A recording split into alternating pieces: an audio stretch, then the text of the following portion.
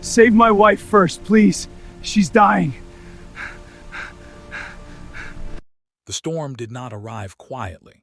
It tore into the mountains like something alive, screaming through the trees, shaking the earth beneath the narrow road as rain fell so hard it blurred the world into streaks of gray and white. Thunder cracked overhead, sharp and violent, as if the sky itself were splitting open.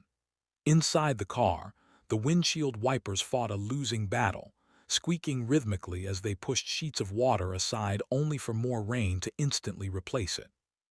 Visibility shrank to a few trembling feet ahead, the road dissolving into fog that curled and shifted like restless shadows. Ethan Miller tightened his grip on the steering wheel, his knuckles pale, his jaw clenched not from fear but from focus. He had driven this road dozens of times before. He knew every bend, every slope, every place where the asphalt dipped slightly or narrowed just enough to demand caution. But tonight, the road felt unfamiliar, hostile. Each curve seemed sharper, each stretch darker, as though the mountain itself were daring him to make a mistake. Beside him, Clara sat quietly, one hand resting over her stomach, the other braced against the door. She watched the rain race down the glass, her reflection faint and ghost-like in the window. There was a calm in her expression, the kind that came from years of learning how to endure without complaint. She trusted Ethan. She always had. Even now, with the storm raging and the car shuddering under the force of the wind, she believed, without question, that he would get them home. Neither of them spoke. The hum of the engine and the relentless drumming of rain filled the silence. But beneath it all, something unspoken lingered between them, a quiet awareness that life had never been gentle with them, and yet, somehow, they had always survived together. Then the headlights caught it. A dark shape loomed suddenly through the fog, massive and immovable. A fallen tree lay sprawled across the road, its soaked branches blending into the shadows until it was far too late. Ethan's breath caught in his throat as instinct took over. He swerved hard, tires shrieking against wet pavement, the steering wheel jerking violently in his hands. Time fractured. The car spun, weightless for a heartbeat, then slid sideways off the road. Clara screamed Ethan's name as gravity pulled them down the embankment. Metal screamed. Glass shattered. The world turned upside down in a blur of noise and pain before everything slammed into darkness. When Ethan opened his eyes, the storm was still roaring, but now it felt distant, muffled, as if he were submerged underwater. The taste of blood coated his mouth, warm and metallic. His chest burned with every shallow breath, pain radiating through his ribs like fire. But none of that mattered. "Ethan!" Clara's voice was weak, trembling. The sound sliced through him sharper than any injury ever could. He turned his head, vision swimming, and saw her slumped against the crushed door on her side of the car. Metal was folded inward, pinning her in place. Blood streaked down her temple, disappearing into her hair. Her eyes fluttered, struggling to stay open. Panic surged through him, fierce and immediate. "I'm here," he rasped, forcing the words past the pain. "I've got you, I'm here." He tried to move toward her, but his body screamed in protest. Something was wrong, deeply wrong. A glance down confirmed it. A dark stain spread across his shirt from a jagged gash in his side, blood soaking the fabric, warm and relentless. He knew enough, too much, to understand what it meant.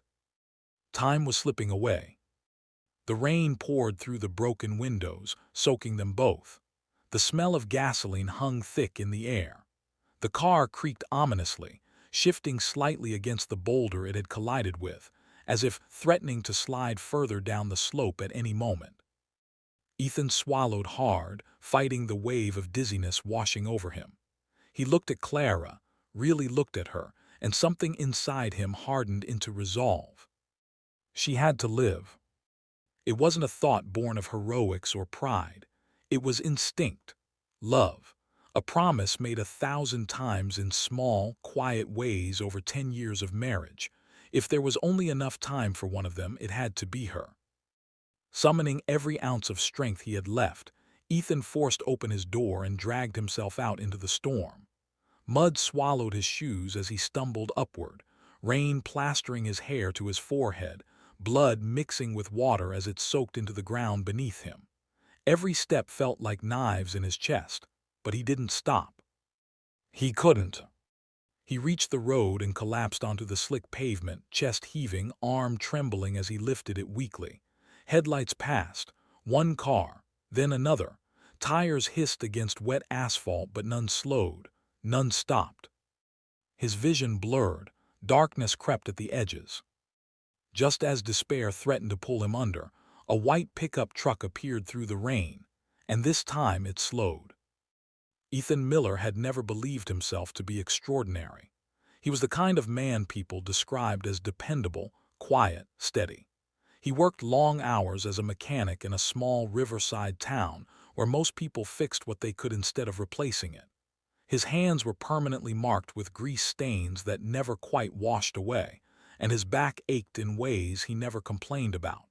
He didn't dream big or chase attention. He believed in showing up, doing the work, and loving fiercely in the small spaces life allowed. Clara had seen that from the very beginning. They met young, when neither of them had much to offer except stubborn hope. Life tested them early, financial struggles, a miscarriage that left a silence they never fully learned to fill, nights where the future felt uncertain and cruel. But through it all, they held on to each other. When Ethan doubted himself, Clara steadied him. When Clara's grief grew too heavy, Ethan carried it with her, never once suggesting she carry it alone. Their love was not loud. It was not dramatic. It was built in shared glances, quiet dinners, and the unspoken agreement that no matter how hard life became, they would face it side by side. Ethan's greatest fear was not death. It was leaving Clara alone. He had promised her once, during a moment neither of them thought mattered at the time, that he would always protect her. They were sitting on the hood of his old car, watching the river move slowly beneath the sunset. She had laughed softly and said, "You don't have to save me, you know." And he had replied without hesitation, "I know, but I will anyway." Now, bleeding on the side of a mountain road, that promise echoed louder than the thunder overhead. The white pickup pulled to a stop several yards away, hazard lights flashing through the rain. A man stepped out, tall and broad-shouldered, his jacket instantly darkening as water soaked through it. His movements were hesitant at first. Any sane person would have been cautious in a storm like this, on a road this dangerous. His name was Jordan Hale. He wasn't a hero. He wasn't trained for emergencies. He was just passing through, exhausted from hours of driving, thinking about his sister and the argument they'd left unresolved years ago. He had nearly kept driving, nearly convinced himself that someone else would stop, someone better equipped. But then he saw Ethan. The way the man crawled toward him, one arm dragging uselessly behind him. The way his eyes, wide, desperate, unwavering, locked onto Jordan's like he was clinging to the last fragile thread of hope. Jordan ran. He knelt beside Ethan, shouting over the storm, asking questions that barely registered. Ethan grabbed his sleeve with surprising strength, fingers slick with blood and rain. "My wife," Ethan gasped, each word a struggle. "She's trapped. Please save my wife first." Jordan followed Ethan's gaze down the embankment and saw the wrecked car, half hidden by fog and rain. He smelled gasoline. He saw the angle of the vehicle, the unstable ground, the danger screaming from every direction. For a split second, fear rooted him in place. Then Ethan spoke again, voice barely more than a breath. "She's all I have." Something shifted inside Jordan. Something old and deeply human. The part of him that still believed choices mattered, that kindness was not about convenience but courage. He nodded once. "I've got you," he said, though he wasn't sure how. Then he stood and turned toward the wreck, heart pounding, storm raging, time slipping away. The embankment was steeper than it looked.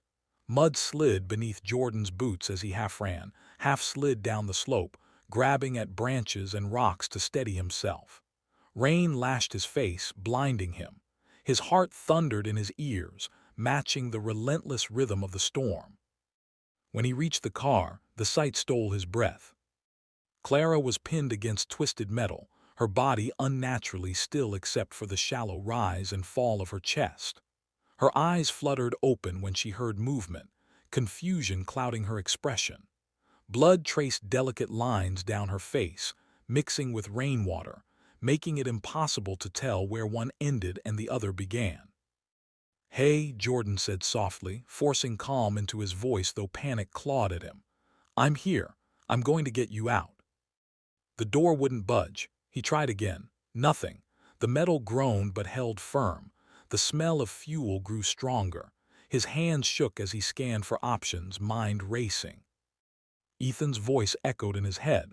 "Save my wife first." Jordan grabbed a rock and smashed it against the window. Glass exploded inward, shards scattering across the seats. He tore at the remaining fragments with his jacket sleeve, cutting his hands without noticing. Carefully, gently, he reached inside, supporting Clara's neck, whispering reassurances he wasn't sure she could hear. With a final desperate pull, she came free. Jordan lifted her, her body light and frighteningly limp in his arms, and turned toward the slope. Every step upward felt heavier than the last. The storm seemed to rage harder, as if resisting his effort. But he didn't stop. When he reached the road, Ethan was barely conscious. Jordan lowered Clara beside him, shielding them both from the rain as best he could, shouting for help until distant sirens finally pierced the night. As red and blue lights washed over the road, Ethan turned his head just enough to see Clara breathing. A faint smile touched his lips. "Thank you," he whispered, to Jordan, to the world, to whatever force had allowed her to live. Then his eyes closed. Have you ever witnessed a moment where someone chose love over their own life without hesitation? If this story is already touching something deep inside you, please consider subscribing. I spent countless hours carefully crafting every emotion, every moment just for you, and your support truly means the world to me. Clara woke to the sound of machines before she understood where she was. A steady beeping filled the room, rhythmic and cold, slicing through the fog in her mind. Her eyelids fluttered open, heavy as if weighed down by grief itself, and the sterile white ceiling above her felt unfamiliar and overwhelming. The air smelled sharply of antiseptic, so different from the rain-soaked earth and gasoline that still lingered in her memory like a nightmare she couldn't shake. Pain came next. A dull ache spread through her body, settling into her chest, her head, her limbs. She tried to move, but a soft groan escaped her lips instead. Panic surged instantly, not because of the pain, but because of the silence beside her. "Ethan," she whispered, her voice cracking. No answer. Her heart began to race as fragments of the accident flooded back in broken flashes, the spinning headlights, the scream trapped in her throat, the crushing weight of metal, Ethan's voice telling her he was there. She turned her head slowly, dread tightening around her chest, and that was when she saw him. Or rather, she saw where he should have been. The bed beside hers was empty. A nurse noticed the change in her breathing and hurried over, her voice calm, rehearsed, gentle in the way people are when they're carrying terrible news. She told Clara to rest, to breathe, that she was safe now. Safe. The word felt hollow, meaningless. "Where's my husband?" Clara asked again, louder this time, fear sharpening her words. The nurse hesitated for just a fraction of a second. That pause said everything. The truth came slowly, carefully, wrapped in phrases meant to soften the blow. But there was no soft way to hear it. Ethan had held on long enough to make sure she survived. He had passed shortly after emergency services arrived. He had never regained full consciousness. His last moments had been peaceful, they said. He had known she was alive. Clara screamed. The sound tore out of her, raw and unrestrained, echoing down the hospital corridor. It wasn't graceful or quiet or composed. It was the sound of a woman losing the center of her universe. Tears blurred her vision as she clutched at the sheets, her body shaking violently, grief crashing over her in waves so strong she felt like she might drown beneath it. Days passed, though they felt indistinguishable from one another. Time lost its shape. Visitors came and went, faces from town, distant relatives, people who meant well but didn't know what to say. They spoke in hushed voices, offered condolences, brought flowers that slowly wilted in the corner of the room. Clara nodded when she was expected to, thanked them when politeness demanded it, but inside she felt empty, hollowed out. She replayed the accident endlessly in her mind, searching for moments she could change. If she had asked Ethan to drive slower, if they had stayed the night, if she had insisted on taking a different road. Guilt wrapped itself tightly around her heart, whispering cruel questions she couldn't escape. And through it all, one figure remained. Jordan Hale sat quietly in the corner of the room more often than not. He didn't crowd her. He didn't force conversation. Sometimes he brought coffee and let it grow cold untouched. Sometimes he just sat, hands clasped, eyes heavy with exhaustion and something deeper, something like responsibility. He had given his statement to the police, answered every question, replayed the night over and over in clinical detail. But nothing prepared him for this part, for the aftermath, for the woman whose life he had saved, now shattered by the man she loved giving up his own. Jordan didn't know why he stayed. He only knew that leaving felt wrong. He watched Clara sleep, watched her wake crying, watched her stare blankly at the wall for hours. He thought about Ethan's eyes in those final moments, not fear, not regret, but relief, peace, the kind that only comes when someone knows they've kept a promise. And somewhere deep inside Jordan, a quiet vow formed. He would not let that sacrifice be wasted. Clara was discharged from the hospital 3 weeks later, though discharged felt like the wrong word. She wasn't healed. Her wounds were stitched and bandaged, yes, but grief had no timetable, no prescription. She returned to a house that felt too quiet, every room echoing with memories. Ethan's boots still sat by the door. His jacket hung on the back of the chair where he always left it. The faint scent of motor oil and soap lingered in the air, cruel in its familiarity. Jordan drove her home. The ride was mostly silent. Rain tapped softly against the windshield, not the violent storm of that night, but enough to make Clara's chest tighten. Jordan gripped the steering wheel, unsure of what to say, afraid of saying the wrong thing. When they pulled into the driveway, Clara hesitated, her hand frozen on the door handle. "I don't know how to do this," she whispered, more to herself than to him. Jordan nodded slowly. "You don't have to know," he said, "not all at once." That was how it began, not with grand gestures but with small, quiet acts of kindness that stitched the days together. Jordan helped carry groceries. He fixed the loose step on the porch that Ethan had always meant to get to. He made sure Clara ate, even when she insisted she wasn't hungry. He listened when she wanted to talk, and he stayed silent when she didn't. He learned about Ethan through her stories, how he whistled when he worked, how he always gave too much change back to customers by mistake, how he kissed her forehead every morning before leaving for work, even on the days they argued. These stories hurt to tell, but they also kept Ethan alive in a way that mattered. For Jordan, each story deepened the weight he carried. He had saved Clara's life, but he had been unable to save Ethan. The guilt settled into him quietly, showing up in sleepless nights and long drives where he replayed every second of that night, wondering if there was something, anything, he could have done differently. The town noticed his presence. People whispered at first, curious about the stranger who stayed. Some praised him openly, calling him a hero. The word made Jordan uncomfortable. Heroes didn't feel this heavy inside.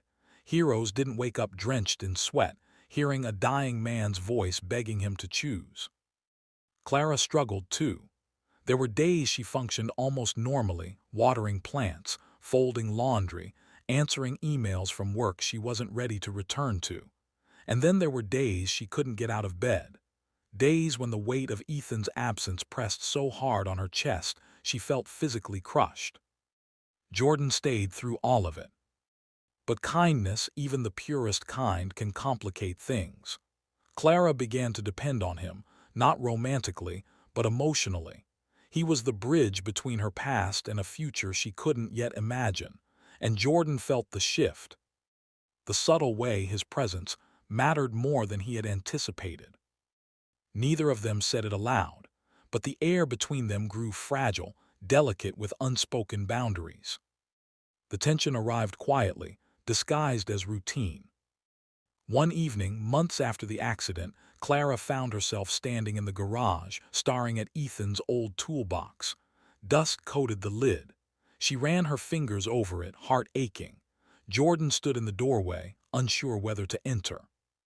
"I should get rid of some of his things," Clara said softly. "People keep telling me it's time." Jordan said nothing. He watched her struggle with the latch, watched her shoulders tremble.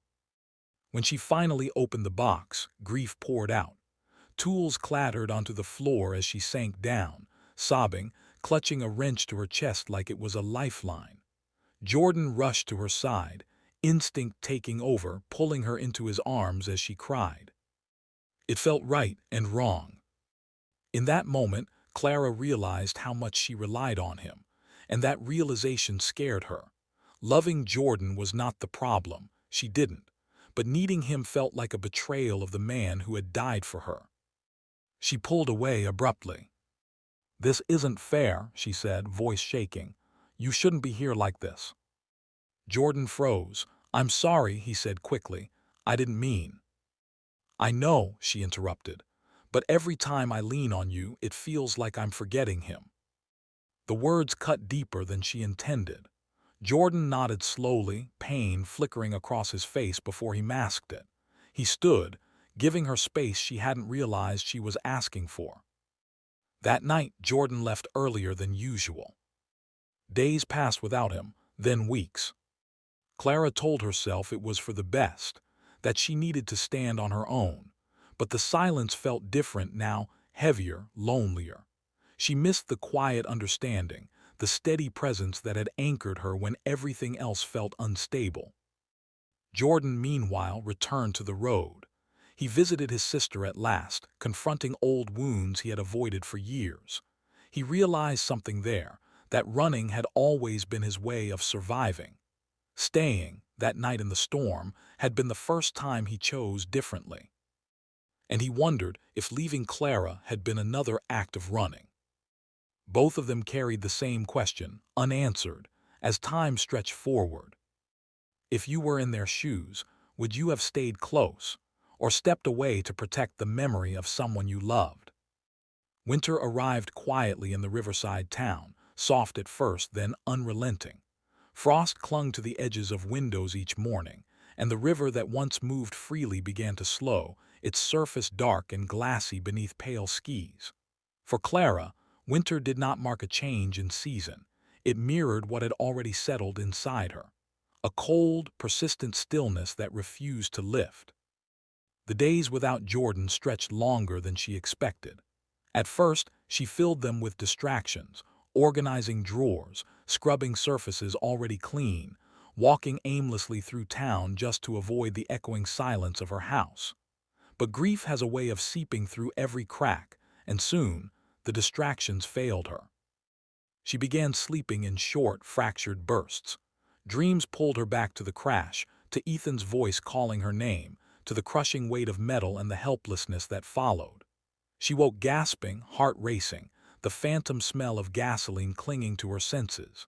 In the quiet moments just before dawn, she reached instinctively for a presence that was no longer there. First Ethan, then, without meaning to, Jordan. That realization struck her hard. She told herself she had done the right thing by pushing him away, that leaning too heavily on him had blurred lines that should never have blurred. But knowing something logically did nothing to soothe the ache. She missed him, not as a replacement, not as something new, but as the person who had walked beside her through the darkest days of her life without asking for anything in return. Meanwhile, Jordan was unraveling in ways he hadn't expected. He stayed with his sister for several weeks, helping around her house, fixing things that didn't need fixing, anything to keep his hands busy. They talked late into the night, unpacking old resentments, old misunderstandings that had built walls between them. And through those conversations, Jordan saw a pattern in himself, how he stepped in when people needed him, then stepped away the moment things became complicated. The moment his presence carried emotional weight. The night of the storm had been different. He hadn't left. He had chosen to stay. Leaving Clara now felt like erasing that choice. One evening, after an argument with his sister that mirrored so many from their past, Jordan found himself alone in his truck, engine idling, staring at the steering wheel as memories crashed into him. Ethan's voice echoed in his mind again, weaker each time but no less powerful. "Save my wife first." Jordan realized then that saving Clara hadn't ended on the side of that mountain road. It was still happening, or failing to happen, because he had walked away when she needed him most. Back in town, Clara reached her breaking point during an ordinary afternoon. She was sorting through old mail when she found a folded note tucked into one of the envelopes. Ethan's handwriting stopped her cold. She recognized it instantly, the slight slant, the careful loops. Her hands trembled as she opened it. The letter was short. Ethan had written it months before the accident, during a period when work was slow and money was tight. In it, he talked about fear, his fear of not being enough, of failing her. And at the end, he wrote, "If anything ever happens to me, I hope you don't stop letting people care for you. Love doesn't run out, it just changes shape." Clara crumpled to the floor, sobs tearing through her chest. The words shattered the walls she had built around her grief. She realized that pushing Jordan away hadn't honored Ethan's memory, it had contradicted it. The next morning, she made a decision she had been too afraid to make. Jordan was in the middle of packing when his phone rang. He almost ignored it. He had been doing that a lot lately, letting calls go unanswered, postponing conversations he wasn't sure he was ready for. But something made him glance at the screen. "Clara." For a moment, he couldn't breathe. He answered on the second ring, heart pounding. Neither of them spoke at first. Silence stretched, thick with everything they hadn't said. "I found a letter," Clara finally said, her voice unsteady. "From Ethan." Jordan closed his eyes, bracing himself. "He wrote that love doesn't run out," she continued, "that it changes shape." The words landed heavy between them. I think I misunderstood what I was afraid of," she said. "I wasn't afraid of forgetting him. I was afraid of surviving without him." Jordan swallowed hard. "I didn't want to make things harder for you," he admitted. "I thought stepping back was the right thing." "Maybe," Clara replied softly, "but kindness doesn't disappear just because it's complicated." They talked for hours, about guilt, about fear, about the night of the storm and the choices made in seconds that reshaped their lives forever. Clara told him how alone she had felt after he left, how she had convinced herself she deserved that loneliness. Jordan told her about the guilt that haunted him, the sense that he had failed a man who trusted him with everything. When the call ended, neither of them felt fixed, but something had shifted. The weight was still there, but it was shared now. Jordan drove back to town the next day. Seeing him again was overwhelming. They stood on the porch uncertain, the air charged with emotion. No dramatic gestures followed, no declarations, just quiet understanding. Jordan helped with dinner. Clara talked about her day. The ordinary moments felt extraordinary because they were chosen, not forced. They began attending a local grief support group together, not because either of them wanted to relive pain, but because they wanted to face it honestly. Listening to others reminded them that suffering was universal, but so was resilience. Kindness, they learned, wasn't a single act, it was a practice. Spring crept back into the town slowly, tentative and unsure. Buds appeared on branches that had seemed long dead, and the river loosened its grip on winter, flowing freely once more. For Clara and Jordan, the change mirrored their internal landscape. Healing did not arrive suddenly, it unfolded in small, brave choices. Clara returned to work part-time, rediscovering confidence she thought she had lost. She spoke openly about Ethan, refusing to let his memory fade into something painful and hidden. Jordan stayed, not as a savior, not as a replacement, but as a steady presence rooted in choice. Together, they organized a roadside safety initiative in Ethan's name, pushing for better signage and emergency call points along the mountain road. It was not about justice or blame. It was about preventing another night like the one that had changed everything. The town rallied behind them. Ethan's story spread, not as tragedy alone, but as testimony. A man who loved without hesitation, a stranger who stopped when he didn't have to. On the anniversary of the accident, Clara and Jordan stood near the road where it had happened. Rain fell softly, nothing like that night but enough to stir memory. Clara placed a small plaque beneath a tree, simple, unassuming. Love chose first. Jordan watched her, understanding at last what Ethan had entrusted him with. Not just Clara's life, but the continuation of love through kindness, courage, and presence. They stood together in silence, not healed completely, but transformed. Do you believe every act of kindness, no matter how small or painful, eventually finds its way back to us? The years did not rush forward. They moved the way healing always does, slowly, unevenly, in moments so small they were easy to miss unless you were paying close attention. Clara learned this as she settled into a life that no longer revolved around survival alone. She still carried grief, but it no longer crushed her chest when she woke each morning. Instead, it sat beside her, quiet and familiar, like an old scar that ached only when the weather changed.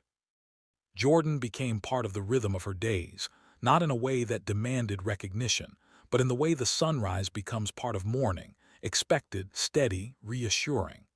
They shared meals, laughter that surprised them both, and long silences that no longer felt empty. Their connection was built not on what they had lost, but on what they had endured.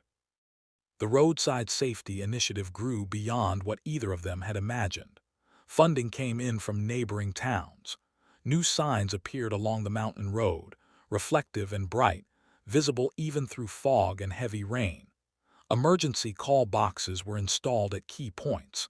It wasn't a grand solution, but it was meaningful. It was tangible proof that Ethan's final choice continued to protect people he would never meet. One evening, Clara received a letter from a woman she didn't know. The woman wrote about a night when her car slid dangerously close to the edge of that same road. She wrote about how the new signage helped her stop in time, how the call box brought help quickly. She ended the letter with words that made Clara's hands tremble. Someone loved enough to make this possible. Thank you. Clara cried not from pain but from something closer to gratitude. She realized then that kindness, once set in motion, does not disappear. It multiplies quietly, invisibly, reaching people who may never know its origin. Jordan watched her from across the room as she folded the letter carefully and placed it in a small wooden box she kept on the mantel, Ethan's box. Inside were photographs, notes, and memories that no longer felt sharp to touch. "What are you thinking?" Jordan asked gently. "That he kept his promise," she replied, "even now." Jordan nodded. He understood. He always had. On a warm afternoon in early summer, Clara returned to the garage for the first time without dread weighing down her steps. Sunlight streamed through the open door, illuminating dust particles that floated lazily in the air. The space no longer felt like a shrine to loss. It felt like a place where something new could begin. Jordan stood beside her as she opened Ethan's old toolbox again. This time there were no sobs, no collapse to the floor, just quiet remembrance.